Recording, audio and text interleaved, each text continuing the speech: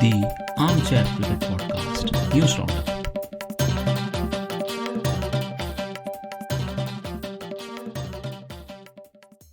Hello all, welcome to another episode of Armchair Cricket Podcast, a podcast focusing on Test cricket by armchair critics of the game. I'm your host Ajit, and in this digest episode, let's take a look at all the cricketing news from different parts of the cricketing world. Let's first start off with the news from IPL 2020 and other T20 leagues. So we've already discussed that Suresh Raina decided to leave the CSK team and come back to India.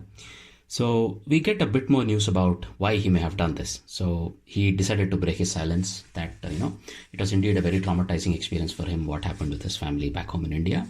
And therefore, that was one of the reasons, he says. The others being, he was probably a bit worried about his safety within the bio bubble, the safety bubble in which all players are currently, training and staying. It looks like this may have been breached because a couple of players from the Chennai team were definitely infected and also some support staff were infected.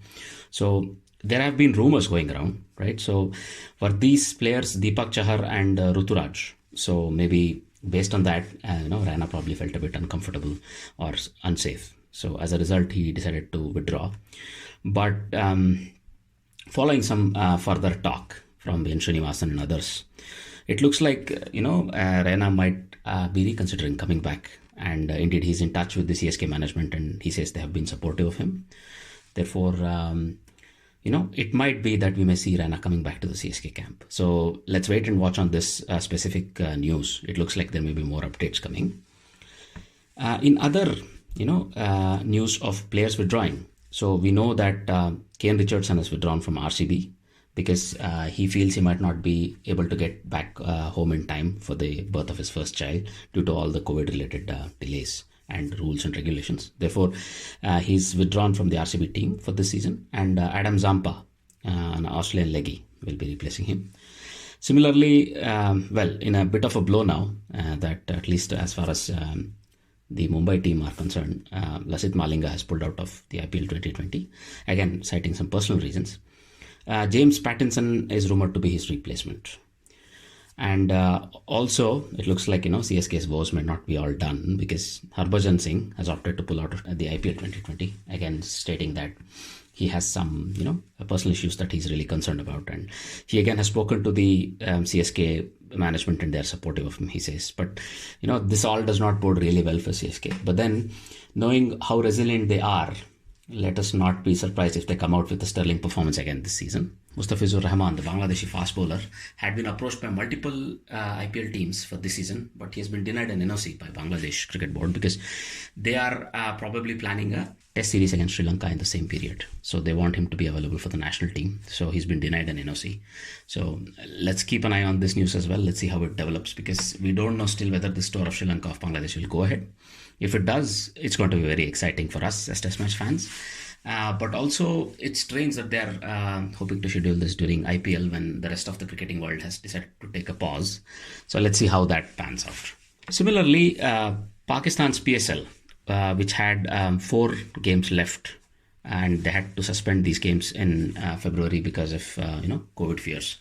Now they have come out with the statement that all of these games will be held in November and all of these will be held in Lahore. So that means I think it'll be probably a double header like a weekend, and they'll wrap up the PSL 2020. So that's great news for all PSL fans. In another slightly, saddening sort of news, Lanka Premier League, which had been planned to go ahead in August but then was postponed, it looks like it's been postponed to a window somewhere between November 14th and December 6th.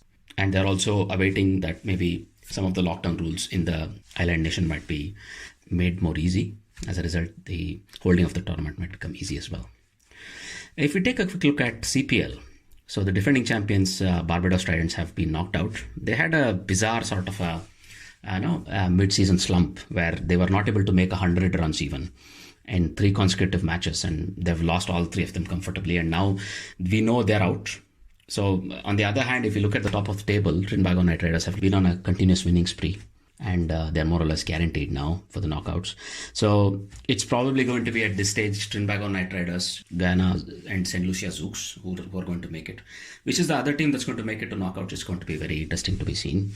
But, when you look at the form that Trinbago Riders have been displaying, it sort of evokes the memories of what happened to Guyana last season, where they remained unbeaten, but towards the end, they lost steam and they, lost out also on the tournament. So let's see if Trinbago Riders can maintain this team and let's say the momentum they have built up, and they can take the trophy this year.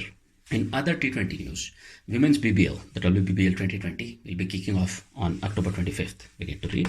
And it's going to be held entirely in Sydney to make sure, any challenges for COVID, traveling and other things, all of these can be mitigated and be handled. So these were all the news from, let's say, the T20 leagues from around the world. If you were to now take a look at the international cricket that has happened in the meantime, this is also another T20 tournament, of course, we know this.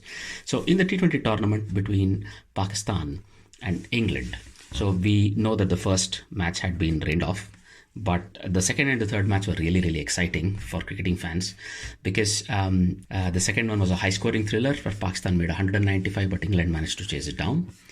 The third one was equally interesting, because in this case, Pakistan again batted first and made a very high score, 190, but then they were able to restrict England to 185. So this match went until the last over, even the last ball, one can say.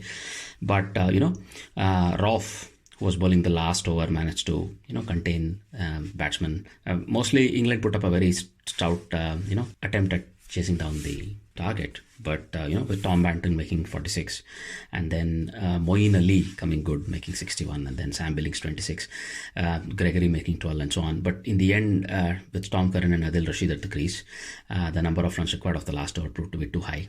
And even of the last ball, when there was exactly 6 runs required to win, let's say they were not able to hit a 6. Tom Curran, who was on strike, could not strike another 6 that time. Haris Rauf closed the game out for Pakistan, and they ended up, drawing the series 1-1.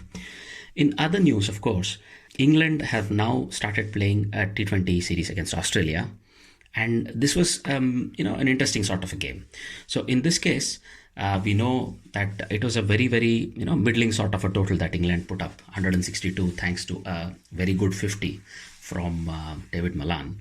But Australia were looking really comfortable. In fact, I must say, I stopped following the chase because, Dave Warner and Steve Smith were at the crease, and Australia required only run a ball or so with about 40 or 39 runs required with, 9 wickets in hand. But somehow Australia managed to choke. They lost 6 wickets and they lost the match by 2 runs in the end. And that was a stunning collapse. And it was basically inspired by Jofra Archer. I think there was some supporting bowling as well, where, multiple wickets were taken back to back. As a result, Australia lost. Probably, there were also a couple of wonderful overs by Chris Jordan towards the end. And some of the batsmen are also a little culpable of, playing a bit hesitantly against the extreme pace of Mark Wood, Jordan, and of course, Archer. So this brought about a very stunning turnaround from England. This England, at least one-day team, they seem to have found a wonderful way of competing and staying alive in the match no matter what. This is one of the, let's say, traits of a champion team. So this England Limited Overs team looks like an absolute champions team. When we look at, the news about the squad chosen for this T20 series against Australia, we see that Joe Root has not been able to make a place in the squad. And similarly, David Willey, who's been doing really well whenever he's gotten chances for England, has been dropped. Because we know Mark Wood and Jofra Archer are available and they have not played any limited overs cricket for England in this whole time. They have been brought back. So we'll keep an eye on this. Let's see how it evolves as the winter comes as well. And maybe David Willey and Joe Root are still not out of the equation as far as, England limited overs teams and T20 teams are concerned. All right, then moving forward, if you look at some of the other news, Matthew Hayden, who spent a lot of time in India in the last couple of years commenting on one T20 league or the other, has been appointed as the trade envoy to India by the Australian government. So this is a very nice, let's say, elevation or promotion, if we may call it, for Matthew Hayden, who's come to be known by Indians as well as come to know the Indian culture very well. Now he's able to take part outside of his cricketing duties and actually act as a trade envoy with India.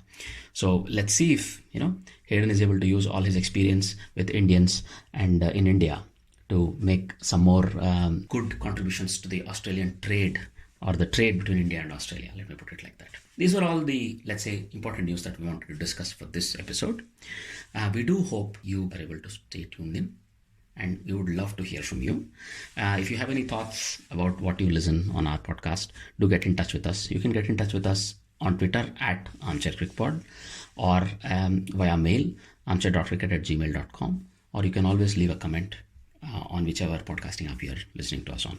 So having said all that, it's a goodbye from me, and I wish you a very good day. Thank you. Bye-bye. The Armchair Cricket Podcast News Roundup.